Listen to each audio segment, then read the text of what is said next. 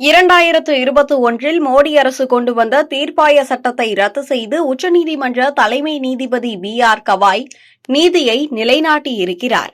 ஒவ்வொரு துறையையும் மோடி அரசு கபலீகரம் செய்ய முயன்று வரும் சூழலில் கடைசியில் நீதித்துறையையும் கபலீகரம் செய்யும் நோக்கில்தான் தீர்ப்பாய சட்டத்தை மோடி கொண்டு வந்து இருக்கிறார்.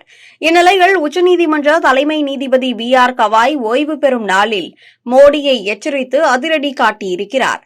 தீர்ப்பாயம் என்பது நீதிமன்றங்கள் மற்றும் நிர்வாக அமைப்புகளுக்கு இடையில் செயல்படும் ஒரு சிறப்பு அமைப்பாகும். இது பொதுவாக நீதிமன்றங்களின் சுமையை குறைத்து குறிப்பிட்ட வழக்குகளில் விரைவான தீர்வுகளை வழங்க உதவுகிறது. தீர்ப்பாய தலைவரை பிரதமரும் உச்சநீதிமன்ற தலைமை நீதிபதியும் கலந்தாலோசித்துதான் நியமிப்பர். ஆனால் நியமனத்தை பிரதமர் மட்டுமே செய்யும் வகையில் தலைமை நீதிபதியை அகற்றியது மோடி அரசு.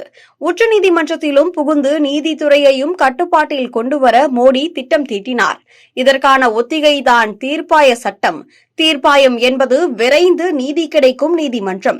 இதில் அரசியல் தலையீடு இருந்தால் நீதி கிடைக்குமா?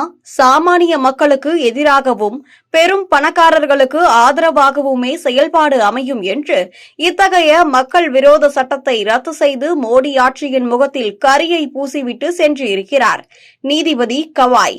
மேலும் அவர் இன்றைக்கு யார் ஆட்சியில் இருக்கிறார்கள், நாளை யார் ஆட்சிக்கு வருவார் என்பது பற்றி எல்லாம் எனக்கு அச்சமில்லை. நான் அரசியல் சாசனத்தை மட்டுமே மதிக்கிறேன் என்று கூறி அதிரடி காட்டியிருக்கிறார். அதாவது இந்த வழக்கை நீதிபதி கவாய் மற்றும் நீதிபதி வினோத் சந்திரன் ஆகியோர் அடங்கிய அமர்வு விசாரித்து வந்தது. இந்த விசாரணையில் மனுதாரர்களின் இறுதி வாதங்கள் வரை அனைத்தும் விசாரிக்கப்பட்டுவிட்ட நிலையில் அட்டர்னி ஜெனரல் ஆர். வெங்கட்ரமணி சர்வதேச நடுவர் நீதிமன்றத்தில் பங்கேற்க வேண்டுகோள் வைத்ததன் பேரில் சில நாட்களுக்கு வழக்கு ஒத்திவைக்கப்பட்டது. இவ்வாறிருக்க வழக்கு மீண்டும் விசாரணைக்கு வருவதற்கு முந்தைய நாள் நள்ளிரவு திடீரென மத்திய அரசு இவ்வழக்கை 5 நீதிபதிகள் கொண்ட அமர்வுக்கு மாற்ற கோரிக்கை விடுத்தது. இது உச்சநீதிமன்றத்தில் நேற்று விசாரணைக்கு வந்தது. அப்போது மத்திய அரசின் திடீர் நள்ளிரவு கோரிக்கையின் பின்னணியை உணர்ந்த தலைமை நீதிபதி கவாய், மத்திய அரசு இதுபோன்ற உக்தியை கையாண்டு நீதிமன்றத்துடன் விளையாடும் என்பதை நாங்கள் எதிர்பார்க்கவில்லை.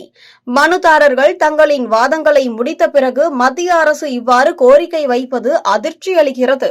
இந்த மனுவை நாங்கள் தள்ளுபடி செய்கிறோம். அரசுக்கு எதிரான வழக்கை எனது அமர்வு விசாரிப்பதை மத்திய அரசு விரும்பவில்லை.